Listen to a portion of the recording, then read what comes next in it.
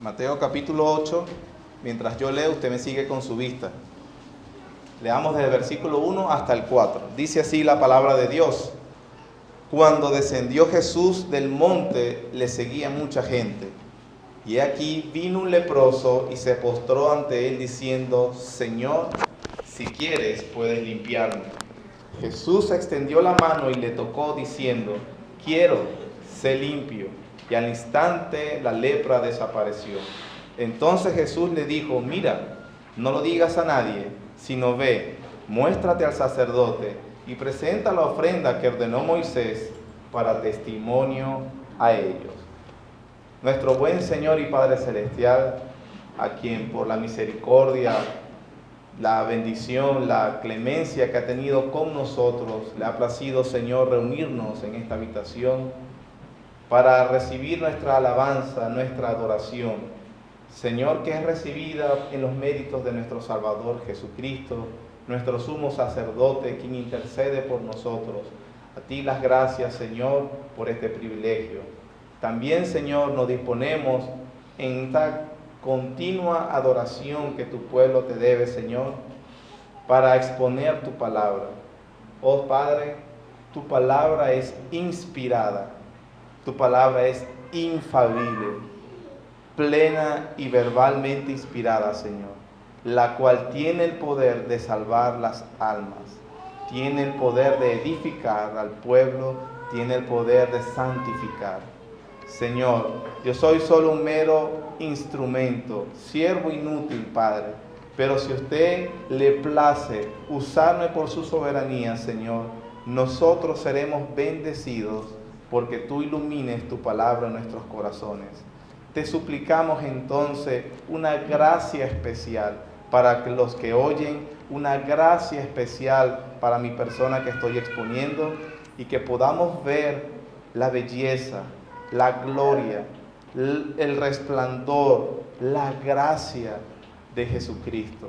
Que seas glorificado a través de la predicación y que el Espíritu Santo selle tu palabra en nuestros corazones. Te lo suplicamos en el nombre de nuestro Salvador, el Señor Jesús. Amén. Cuando comparamos el relato que acabamos de leer con los otros evangelios, por ejemplo, Marcos o Lucas, nos damos cuenta de varias cosas. Primero, que este milagro de la limpieza del leproso que se narra en Marcos, se narra después de la sanación de la suegra de Pedro, mientras que aquí en Mateo se narra antes de la sanación de la suegra de Pedro. Por ejemplo, usted ve Mateo 8, el versículo 14, es el que narra la sanación de la suegra de Pedro. Quiere decir que Mateo lo hace antes y Marcos lo narra después. Otro aspecto que también nos damos cuenta de si comparamos con esta misma narración, por ejemplo, en Lucas, Mateo nos narra este milagro justo después de que Jesús finaliza el Sermón del Monte, que es el capítulo 7, versículo 28, mientras que Lucas sitúa la limpieza del leproso antes de la versión de Lucas del Sermón del Monte. Eso ha llevado a los escépticos y a los críticos de las Escrituras decir que no puede ser confiable porque definitivamente hay una discrepancia, una aparente discrepancia. Algunos con buena intención han intentado resolver este problema diciendo que no son el mismo milagro. Simplemente Mateo narra a un leproso, Lucas narra a otro leproso y Marcos otro leproso. Sin embargo, no es necesario caer en ese tipo de excusas. Podemos decir y afirmar tranquilamente que se trata del mismo milagro. Entonces, si nosotros decimos esto, por lo general sale esta objeción o esta deducción lógica, entre comillas. ¿Por qué esa discrepancia en las narraciones? ¿No se pusieron de acuerdo los escritores? Si son el mismo milagro, entonces tenemos que admitir que uno de ellos estaba equivocado. O Mateo estaba equivocado, o Lucas estaba equivocado, o Marcos estaba equivocado. Pero los tres no pueden estar narrando el mismo acontecimiento porque inclusive lo narraron en momentos distintos. Y si eso es que uno tiene la razón y los otros dos están equivocados, y los cristianos dicen que toda la escritura es inspirada por Dios, podemos entonces concluir que Dios erró. La Biblia contiene errores y Dios erró. Tal conclusión, hermanos, aunque tiene un desarrollo lógico, es una blasfemia y es ignorante. Es una blasfemia porque Dios no se puede equivocar, Él es perfecto. Es ignorante porque interpreta un tipo de escritura antigua de hace más de 2000 años bajo la lupa de presuposiciones modernas. ¿Cuál es la explicación que podemos dar a esta aparente discrepancia? Es que los evangelios, hermanos, y escuche bien, si bien pertenecen al género de la historia, de la narrativa histórica, ellos no son biografías. Los evangelios no son biografías. Si fuesen biografías del Señor Jesús, ellos narrarían todos los aspectos de la vida, y no hubiesen ignorado a propósito aproximadamente 30 años de la vida del Señor acá en la tierra. ¿Por qué los evangelios no se narra la niñez, la adolescencia y la juventud del Señor? Porque no pretendían ser biografía. Su enfoque, el de los evangelios, era el ministerio de Cristo. Su enfoque era la obra de redención llevada a cabo por Jesús. A excepción de Lucas, que nada más nos cuenta un episodio de que el Señor Jesús a los 12 años, los demás evangelios guardan silencio en esa etapa de la vida del Señor. Y esa narrativa tiene un propósito específico en lo que es todo el evangelio de Lucas.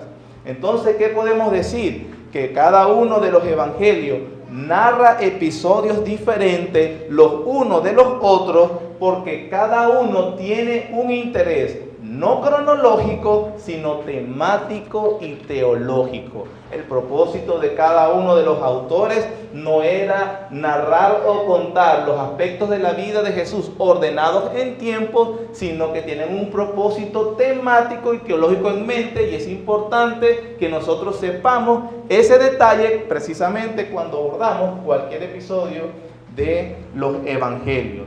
Eso significa, hermanos, que ellos no escribieron los evangelios de manera desordenada, sino más bien organizados. Cada acontecimiento en un lugar específico, seguido el uno del otro, para transmitir a los lectores aspectos puntuales del Redentor y su obra redentora.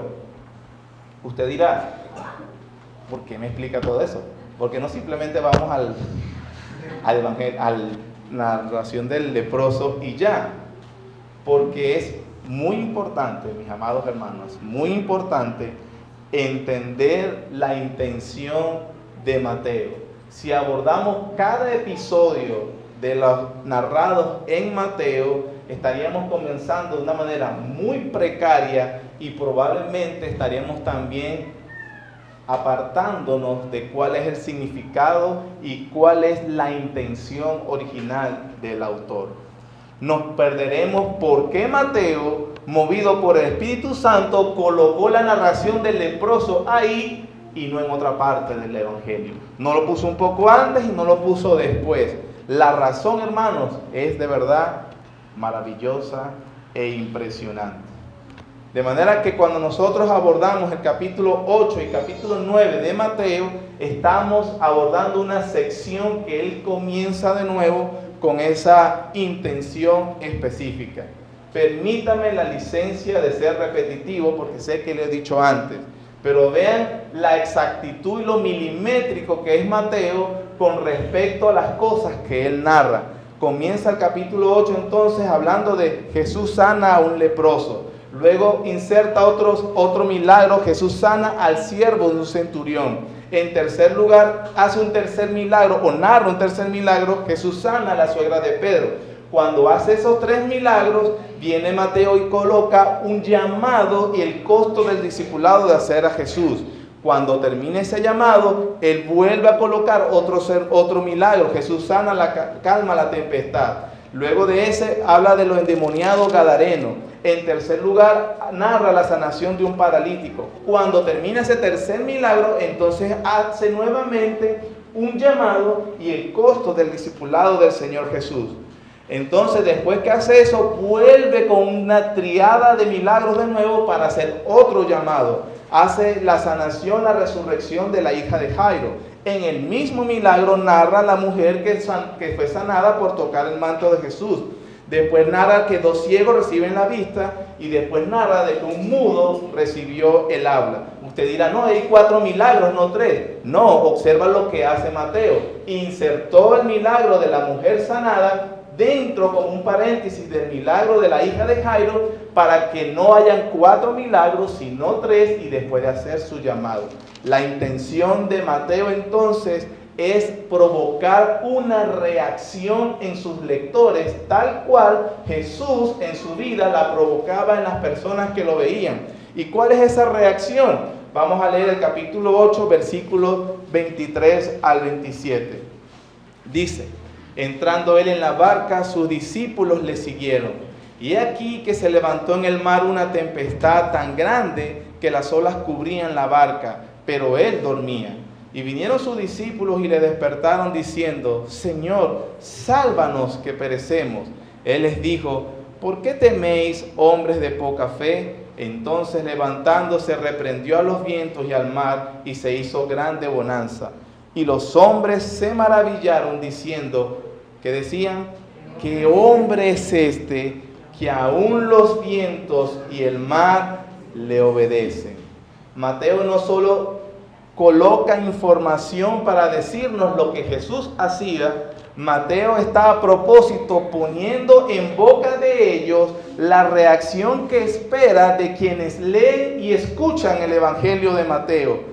Toda persona que lee el Evangelio de Mateo o que esté escuchando como hoy aquí el Evangelio de Mateo debe preguntarse: ¿quién es ese hombre? Jesús, que tenía el poder de calmar la tempestad, que tenía el poder de calmar el mar embravecido. ¿Quién es la persona de Jesús? Y acto seguido de nosotros responder esa pregunta, tomemos la determinación de seguirlo. Al responder la pregunta, ¿quién es Jesús? Usted tome la determinación de seguirlo, no sin antes saber cuál es el costo y qué implica seguir a Jesús. Ese es el propósito del Mateo. Inclusive más adelante el Señor Jesús en Mateo capítulo 16 confronta a sus discípulos con la misma pregunta, una pregunta que yo quiero que usted hoy se vaya respondiéndola y obviamente actúe conforme a la respuesta que le dé a esa pregunta. Mateo 16 versículos 13 al 15 dice: viniendo Jesús a la región de Cesarea de Filipo, preguntó a sus discípulos diciendo: ¿quién dicen los hombres que es el Hijo del Hombre? Ellos dijeron: unos Juan el Bautista, otros Elías y otros Jeremías o alguno de los profetas. Él les dijo: ¿y vosotros quién decís que soy yo? Esa pregunta que el Señor Jesús le hace a ellos es la misma que nos hace a nosotros. Tú, que me estás escuchando, ¿quién dices tú que es Jesús? ¿Quién crees tú que es Jesús? Cualquier persona que esté sentado aquí y no termine hoy haciéndose esa pregunta y respondiéndola, entonces no me escuchó. O cualquiera que lee el Evangelio y no tiene una manera segura de responder a esa pregunta, entonces no leyó bien el Evangelio de Mateo. Cuando Mateo, a medida que avanza en su narración, nos percatamos que la reacción de las personas hacia ese hombre va cambiando gradualmente. Al principio muchas personas le siguen, pero conforme va avanzando el tiempo y va avanzando el costo del discipulado y los acontecimientos, los discípulos cada vez son menos los que le siguen hasta el punto que lo crucifican. ¿Quién es Jesús? A la pregunta entonces, ¿quién es ese hombre? Como Mateo tiene el propósito de que nosotros nos hagamos, ¿quién es ese hombre? Eso solo admite 2 respuestas, no más. Solo 2 respuestas pueden ser admitidas para contestar esa pregunta. La primera, lo reconoces por lo que es y le sigues incondicionalmente, o lo rechazas hasta el desprecio más absoluto. Cuando respondas esta pregunta de quién es ese hombre, o lo reconoces por lo que es y le sigues incondicionalmente, o lo rechazas hasta el desprecio más absoluto. Aquellos que ven a Jesús como un buen ejemplo moral ya tomaron una decisión, y era que Jesús era un mentiroso. Si solamente nos quedamos de manera conveniente, bueno, él simplemente me enseñó cosas buenas, usted está diciendo que él es un mentiroso porque él dijo que él era Dios. Algunos autodenominados eruditos, que no lo son, vienen a decir y le objetan: Jesús nunca dijo ser Dios. Jesús nunca afirmó tal cosa. Bueno, eso es una mentira, o podemos decir que esa persona nunca ha leído la Biblia. Porque miren escuchen lo que en palabras de Juan 10, 31 al 33 dice: entonces los judíos volvieron a tomar piedras para apedrearle. Jesús le respondió: muchas buenas obras os he mostrado de mi Padre. ¿Por cuál de ellas me apedreáis?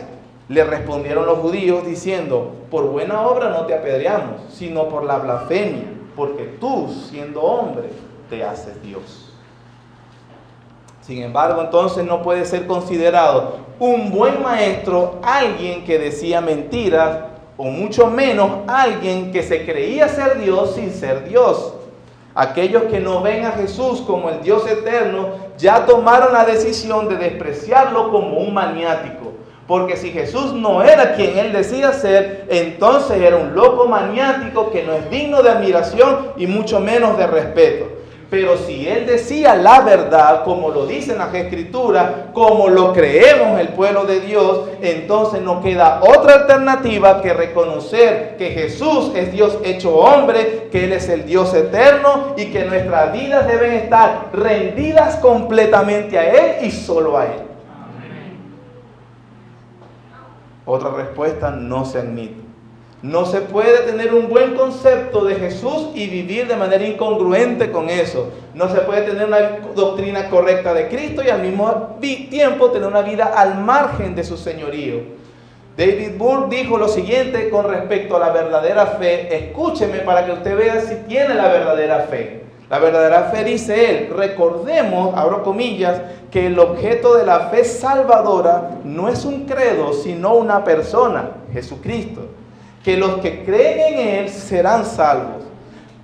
Pero creer en Él no consiste en suscribir como dogma su autoridad como Hijo de Dios, sino también en someternos a esa autoridad en obediencia y fidelidad. El reino es para los verdaderos creyentes. ¿Quiénes son los verdaderos creyentes? Los que se postran delante de Jesucristo y le siguen como discípulos fieles y obedientes. Cierro comillas. Entonces, lo que quiero es, al terminar, lo mismo que se proponía Mateo: responder a la pregunta ¿quién es Él? Y tomar la determinación de seguirle, no como la multitud que empezó entusiasmada, sino como Él quiere que le sigamos. Capítulo 8 de Mateo, versículo 1. Cuando descendió Jesús del monte, le seguía mucha gente. Y aquí vino un leproso y se postró a él diciendo: Señor, si quieres, puedes limpiarme. Ya había explicado antes también que la división que nosotros estamos leyendo en nuestras Biblias de capítulos y versículos no pertenece originalmente a cómo se escribieron ni los evangelios ni toda la Biblia. Esta ayuda y esta bendición se agregó unos 1000 años después, inclusive de haberse escrito los manuscritos originales. Son una bendición porque nos ayudan a ubicarnos. Yo les dije Mateo 8 y en segundos ya todos estaban ubicados allí. Imagínense si no tuviéramos la división, hubiera sido un poco más difícil ubicarnos todos en el mismo texto. A pesar que es una bendición de la cual nosotros hoy disfrutamos, lamentablemente a veces la división no es muy afortunada y este es uno de sus casos. Parece que Mateo está comenzando la nueva sección con el versículo 1 del capítulo 8. Y no es así. Mateo está finalizando su sermón del monte precisamente con el versículo 1 del capítulo 8. Observe, por ejemplo, Mateo capítulo 5, versículo 1.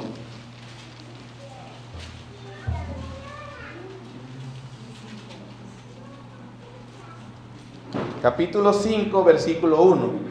Viendo la multitud, subió al monte y sentándose vinieron a él sus discípulos. Hace toda la narración, capítulo 8, versículo 1. Cuando descendió Jesús del monte, le seguía mucha gente. Mateo está concluyendo la sección acerca del sermón del monte. Una vez más, y es importante ese detalle, es muy importante. Porque si no nos percatamos de ese detalle, entonces nuevamente tendríamos el fundamento para cuestionar a Mateo de una incongruencia y una inconsistencia bastante grave. En primer lugar, si lo vemos así, desde el capítulo 8.1, comenzando una nueva etapa, estaríamos diciendo o admitiendo que un leproso estaba esperando justamente a Jesús precisamente cuando él venía bajando del monte. Y eso es algo que no es imposible. La misma condición de aislamiento social que tenía un leproso había impedido que éste se le acercara, y más con una multitud alrededor. Es como que nosotros está la multitud, imagínense cómo debe estar rodeado el Señor Jesús, va bajando el monte, ¡ay, este es un leproso! Y todo el mundo se apartó para que el leproso viniera a hablar con él. Eso es una inconsistencia. Nadie hubiese permitido que un leproso se acercara a la multitud en primer lugar. Por lo tanto, Mateo no está narrando un acontecimiento cronológico. En segundo lugar, tampoco tiene sentido las palabras del Señor Jesús, si este fuera el caso. ¿Por qué? Porque Jesús, luego que lo sana, le dice que, mira, no le digas a nadie. Sería un absurdo tal advertencia cuando hay una multitud testigo de lo que acaba de hacer. Un absurdo totalmente, y obviamente acusar de un absurdo al Señor Jesús sería otra blasfemia. De manera entonces que no debemos pensar que la limpieza del leproso sucedió inmediatamente después del sermón. Mateo está empezando a narrar otra sección a partir del versículo 2. Él terminó el sermón del monte, terminó con el capítulo 8, versículo 1, y él entonces organiza la nueva sección que yo expliqué aparte de los capítulos 8 y 9. La pregunta de las 1000 lochas. Si es una nueva sección, ¿por qué Mateo comenzó con la limpieza de un leproso? Porque simplemente no empezó con otra. ¿Y por qué esta? Eso es lo que me propongo a responder. Versículo 2. He aquí, vino un leproso. Hasta ahí. La expresión que en español está traducida, he aquí, según los expertos en gramática griega, es una manera de introducir a alguien hacia algo que debe estar muy pendiente. Que literalmente en español pudiera traducirse en exclamación: mira lo que te voy a contar, presta atención, mira lo que va a suceder. He aquí, dice Mateo, es muy común en él, cuando lo utiliza, es como que está queriendo despertar un interés especial en el lector. Mira lo que te voy a contar. Se acercó un leproso. Probablemente para nosotros no es tan impresionante, pero recordemos que Mateo escribió originalmente para una audiencia judía. Para el lector judío de su época, inmediatamente esas palabras lo asombrarían y quedaría pasmado. Eso despertaría un interés increíble en la lectura y él diría: un leproso se acercó. Eso sería suficiente para levantarle toda intriga y interés para saber qué pasó con ese leproso. Entonces eso es lo que quiero. Mateo entonces quiere que su lector se fije y vea y se pregunte: ¿cómo es que un leproso se acercó? ¿O Jesús habló como un leproso? ¿Cómo sabemos que esa es la reacción probable que tendría un judío en aquella época al leer esto? Por lo que significaba la lepra y lo que implicaba ser leproso en esa época. Un comentarista llamado William Barclay dijo lo siguiente: la lepra era el único mal para el cual la medicina rabínica no prescribía remedio alguno. La lepra era el único mal para el cual la medicina rabínica no prescribía remedio alguno. Es decir, hermanos, era una enfermedad incurable. Josefo, quien es un historiador judío de la época de Jesús, no cristiano, menciona lo siguiente: a los leprosos se les trataba como si fueran en efecto personas muertas.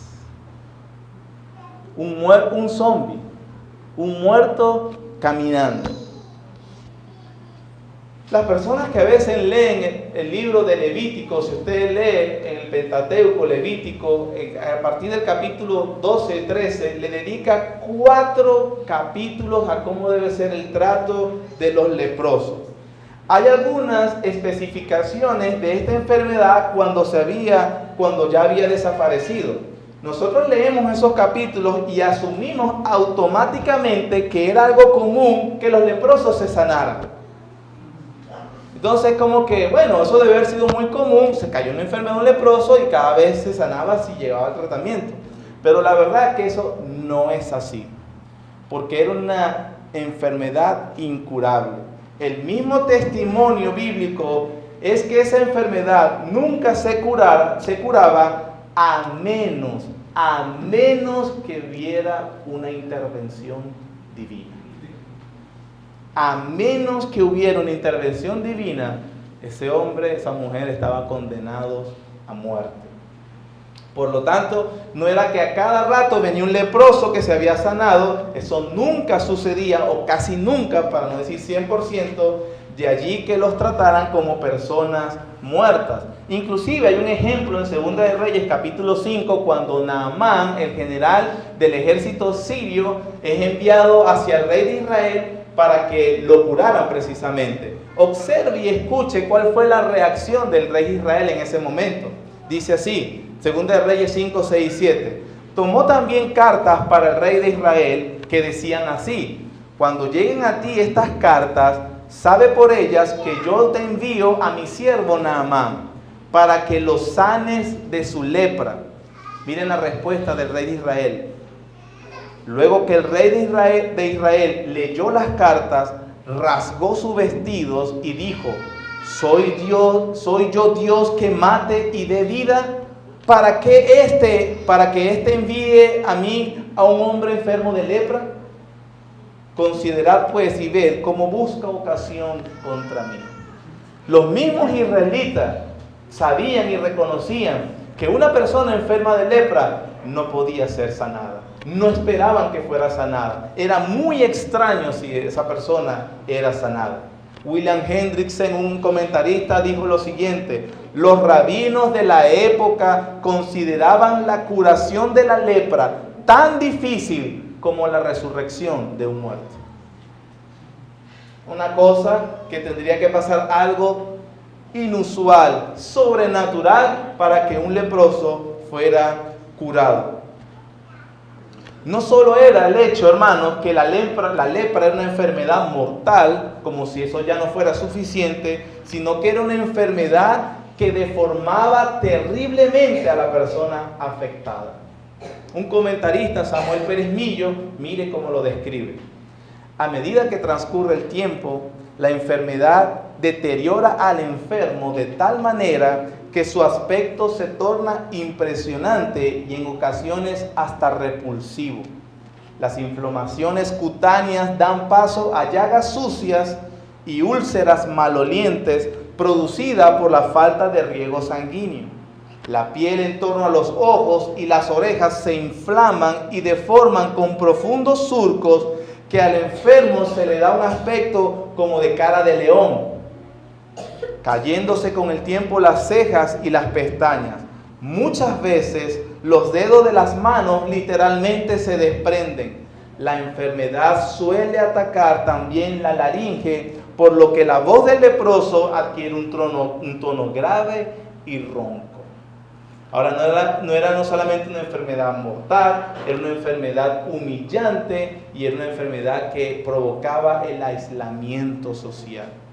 Otro comentarista dice: ninguna otra enfermedad convierte al ser humano en una ruina tan total y horrible a la vista. Poco a poco el afectado se convierte en una masa de excrescencias ulcerosas. Es una especie de muerte horrenda en la cual el hombre muere pulgada a pulgada. El leproso entonces, hermanos, era un portador de una enfermedad mortal, una enfermedad que lo iba deformando físicamente, convirtiéndolo en alguien repulsivo a la vista de los demás. Imagínense entonces el estigma social que eso provocaba. Hoy en día a una persona no le gusta ir al liceo porque le sale un grano. Algunas damas echan el grito porque tienen una reunión, un compromiso social y no tienen para el tinte y se le van a ver las raíces. Entiendo, no estoy haciendo una crítica, solo estoy diciendo que trate de ponerse en los pies de alguien que está recibiendo una enfermedad que es denigrante, repulsiva y odiosa. No solamente el leproso era una persona que llevaba a cuesta la muerte, levantarse todos los días como el repudiado, aislado, sin ningún tipo de esperanza, una vida totalmente oscura, condenado a una vida que en lugar de mejorar, siempre iba empeorando. Sumando a eso, imagínense el rechazo social. Escuche lo que dice Levítico 13:45, dice: y el leproso de quien hubiere llaga llevará vestidos rasgados y su cabeza descubierta, y embozado pregonará: inmundo, inmundo. Todo el tiempo que la llaga estuviera en él, será inmundo, estará impuro, habitará solo, fuera del campamento de su morada.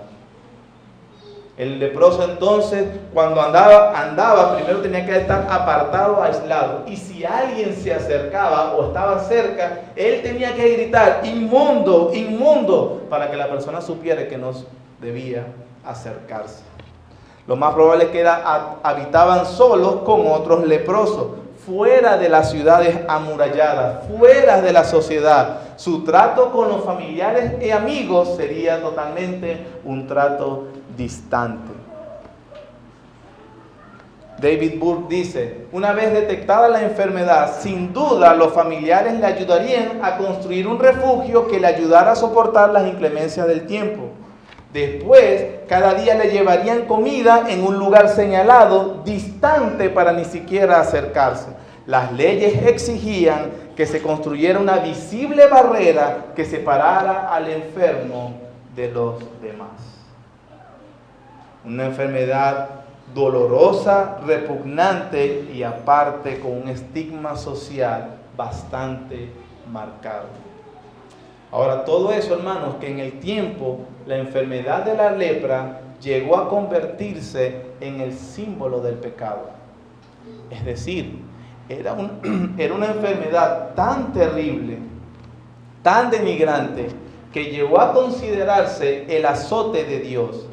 Ver a una persona a lo lejos con lepra era automáticamente preguntarse: ¿qué había hecho esa persona para que Dios lo castigara de esa manera? La condición del leproso había llegado a simbolizar la condición espiritual del pecador. Y hermanos, esa es la razón por la cual Mateo lo puso inmediatamente después de narrar el Sermón del Monte. Ponte en el zapato de un leproso. Era un ser desagradable a la vista, era una persona excluida, era considerado un inmundo, era un ser vil, la deformación misma del pecado, era un ser corrupto, deplorable, sin esperanza y cada vez más hundido. ¿Por qué, Dios, moviste a Mateo a poner la sanación del leproso allí? Porque precisamente había explicado las demandas de Cristo para una persona que pudiera entrar en el reino de Dios. Y por si no te recuerdas cómo es el Sermón del Monte, permíteme recordarte dos ejemplos. Mateo 5, 21 al 22. Dice: oísteis que fue dicho a los antiguos, no matarás, y cualquiera que matare será culpable de juicio. Pero yo os digo que cualquiera que se enoje contra su hermano será culpable de juicio. Y cualquiera que diga necio a su hermano será culpable ante el concilio. Y cualquiera que le diga fatuo, que es lo mismo decir tonto, estúpido, bobo, gafo, cualquiera que le diga eso, quedará ¿qué? Expuesto al infierno de fuego. ¿Quién de este salón nunca ha sentido una molestia así contra otra persona? Quiero decirte que ante la ley de Dios estás expuesto al infierno, porque tienes el potencial de un asesino en serie. La diferencia es que aquel llevó a cabo sus asesinatos y tú todavía no los has llevado, pero eres tan culpable como él. Por si eso no te hace sentir excluido del reino de Dios, mira el segundo ejemplo, versículo 27 del capítulo 5. Oíste que fue dicho, no cometerás adulterio. Pero yo os digo que cualquiera que mira a una mujer para codiciarla, ya adulteró con ella en su corazón. De manera que todos los que están acá, sin excepción, tenemos un corazón de asesinos y adúlteros. Esa es la verdadera condición perdida de todos. No somos campeones, somos una miseria andante. Esa es la condición de las personas. Tan repulsivo es un leproso delante de la sociedad, tan repulsivo es un pecador delante de Dios. Y eso mismo que provoca el leproso es lo mismo que le provoca tu imagen a la vista de un Dios santo, santo, santo. Si verdaderamente leemos el Sermón del Monte y no encontramos lo depravado que somos, debemos volver a leerlo y rogar a Dios que nos permita vernos la verdadera condición de que eres un leproso espiritual. Si te pareció horrible la imagen que acabamos de describir de un leproso, quiero que sepas y entiendas que esa es tu condición delante de Dios. Eso fue lo que dijo Isaías capítulo 1. Oh gente pecadora, pueblo cargado de maldad, generación de malignos, hijos depravados, dejaron a Jehová, provocaron ira al Santo de Israel, se volvieron atrás. ¿Por qué querréis ser castigados aún? Todavía os rebelaréis. Toda cabeza está enferma y todo corazón doliente. Desde la planta del pie hasta la cabeza no hay en él cosa sana, sino herida, hinchazón y podrida llaga. No están curadas, ni vendadas, ni suavizadas con aceites. Tu condición delante de Dios.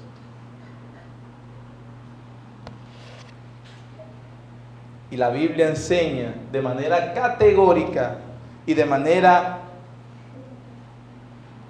clara que la condición del leproso que vemos acá es la condición de todas las personas que no están en Cristo. Y de todos los que pretenden justificarse delante de Dios son tan viles y despreciables como un leproso. Eso me dice que si tú puedes decir que estás en Cristo, recuerda que esa era tu condición. Si piensas que eres cristiano y Dios prácticamente perdonó algunos pecadillos que era necesario cambiar, tú no eres cristiano. Cierra la boca y no vuelvas a decir que eres cristiano. Si tú, el Espíritu Santo, no te ha llevado en los secretos de tu habitación delante de la santa ley de Dios y gritar, inmundo, inmundo, entonces tú nunca has visto al Señor.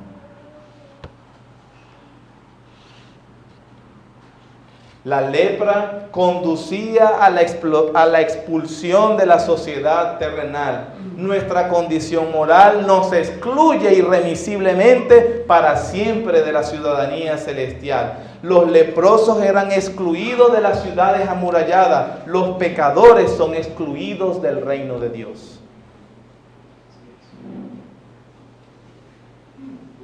Mi ruego desde esta semana, estudiando este pasaje, es que cada uno de nosotros realmente nos veamos como Dios nos ve y podamos gritar: inmundo, inmundo, porque de otra manera no vas a ver el reino de Dios. No lo vas a ver. ¿Y por qué entonces es necesario que estemos convencidos de nuestra situación deplorable, sucia, indigna, pecadora y miserable delante de Dios? Para que entonces vengamos igual que un leproso. Versículo 2.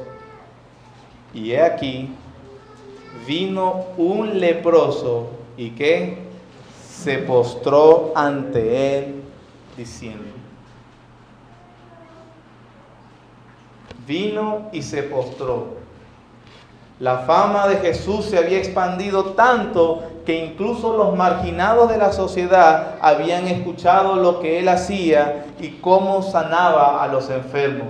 Él seguro había escuchado la pregunta: ¿quién es ese hombre? Este hombre sabía que iba a morir en esa situación, que no tenía ningún tipo de esperanza. Siempre tenía una nube negra de desesperanza.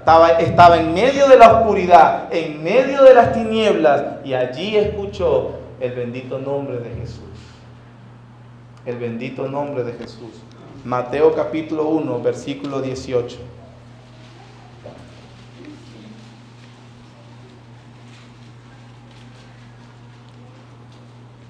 Capítulo 1, versículo 18 dice así: el nacimiento de Jesucristo fue así. Estando desposada María su madre con José, antes que se juntasen, se halló que había concebido del Espíritu Santo.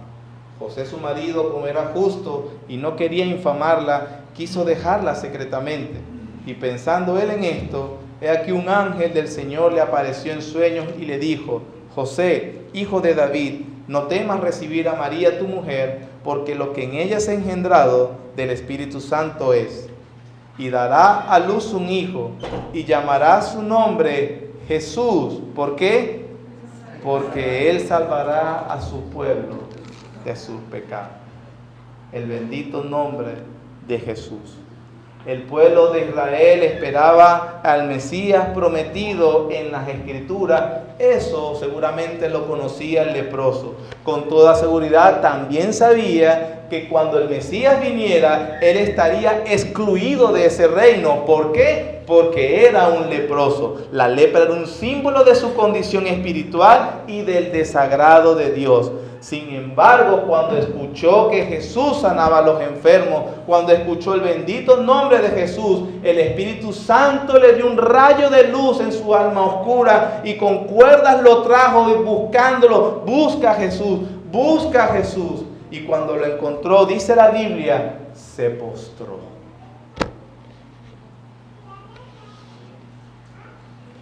Se postró rogando en humillación. Porque no hay otra manera de venir ante el Rey. No se llega con arrogancia y con soberbia.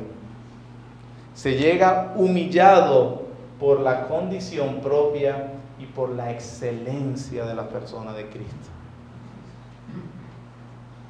Postrado, rostro en tierra, dicen otros que debería traducirse.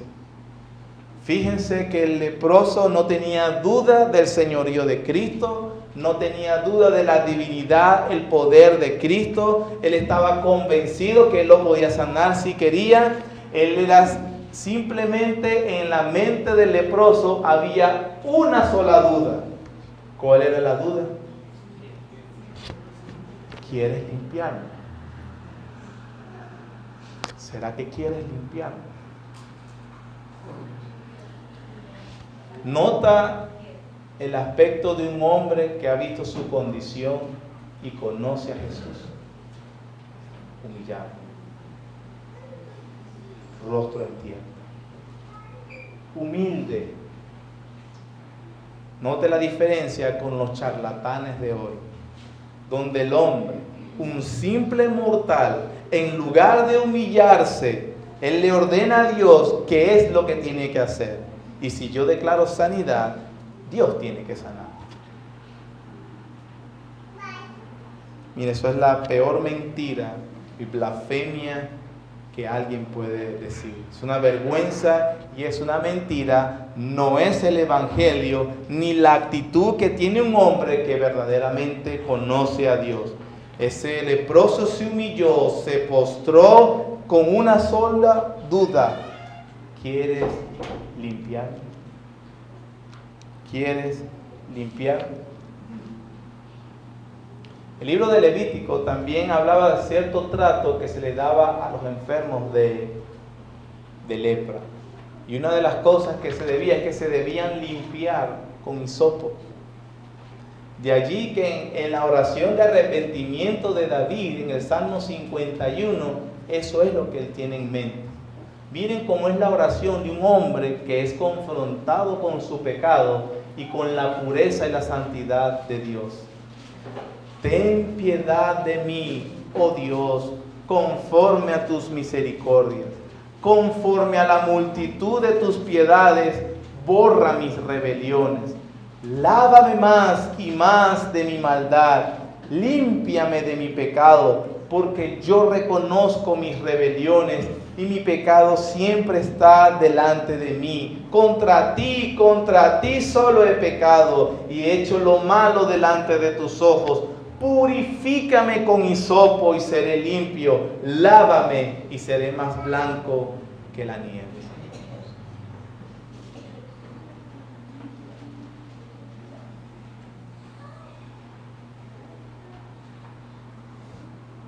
¿Y cuál es la respuesta del Señor Jesús?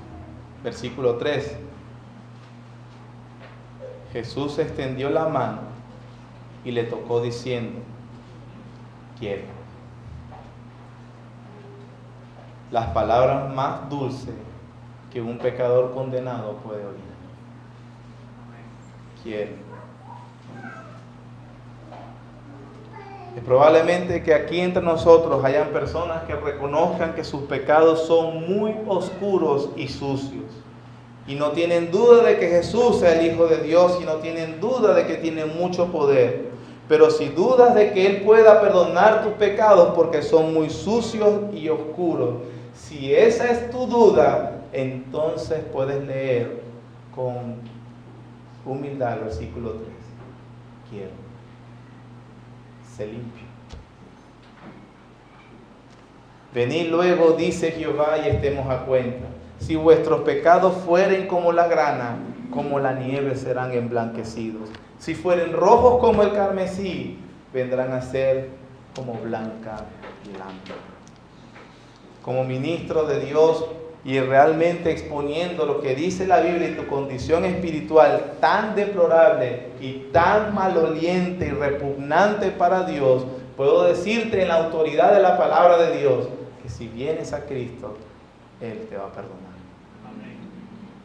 Porque eso, ¿estás seguro? Y si vengo y no me quiere, no me acepta, no hay pecado que Él no pueda perdonar, excepto la incredulidad y el orgullo.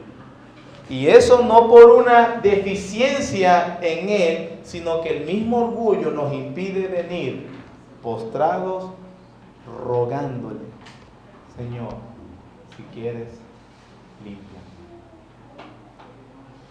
De todas maneras, no importan las palabras que yo les pueda decir, para culminar, quisiera que oigan las mismas palabras del Señor Jesús.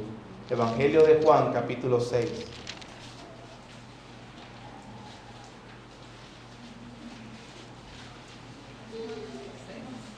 Evangelio de Juan, capítulo 6, versículo 37. Dice la Biblia. Habla el Señor Jesús y dice: todo lo que el Padre me da, vendrá a mí. ¿Y qué? Y al que a mí viene, Esa es la promesa de Él.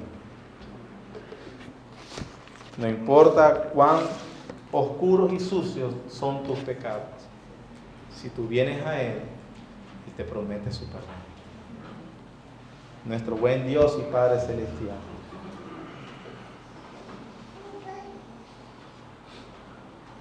a ti la gloria y la honra, Señor, porque has enviado a tu Hijo unigénito, el Señor Jesucristo, por causa de nuestra condición miserable, una lepra espiritual incurable, Señor, el pecado, una condición, Señor, que nos hace repulsivos, indignos, excluidos del reino de Dios. Una situación, Señor, que para nosotros es sin esperanza. No es posible acercarse, no es posible curarse, a menos que haya una intervención divina, Señor. Y así como hemos leído en el Evangelio de Mateo, como un hombre lleno de lepra y deformado precisamente por su condición, postrado y humilde, rogó a Cristo que lo limpiara, Señor. Oh Dios, yo te ruego que sea la respuesta de cada uno de nosotros. ¿Quién es ese hombre? Jesús el Salvador, que ha venido para limpiar los pecados de su pueblo. Te rogamos, Señor, que nos limpies, que nos perdones, que nos hagas nuevas criaturas, que llames eficazmente, Señor, a aquellos que están perdidos. Te suplico, Señor, que le des vida nueva. Y aquellos que puedan estar engañados, nos liberes, Señor, de la lepra, nos limpies. Aquellos que ya han sido limpiados, sean santificados cada vez más. Gracias, porque podemos oír la dulce voz de Jesús. Quiero, sé limpio. Gracias, Señor. En el nombre de Jesús. Amén. Amén.